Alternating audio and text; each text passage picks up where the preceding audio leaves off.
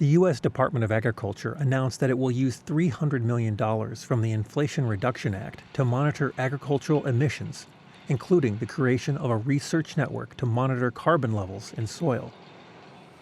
Researchers at Purdue University have been studying soil samples that go back over 40 years to understand the impacts of different cover crops and tillage techniques.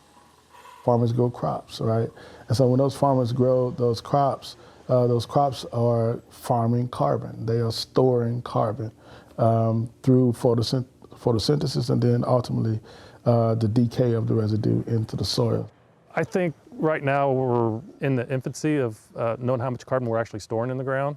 So for the contracts of how much carbon you store and getting paid on, I think that can sway me one way or the other, like what contracts to go for, if I know how much carbon I'm actually putting into the ground.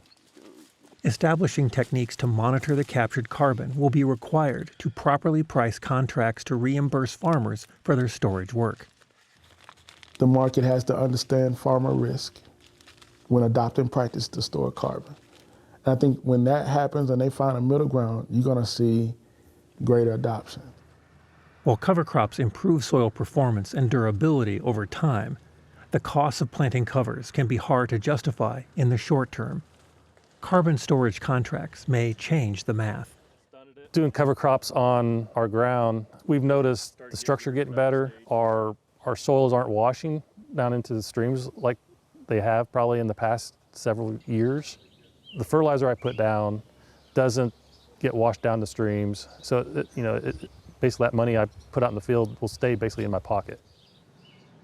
From Market to Market, I'm Peter Tubbs.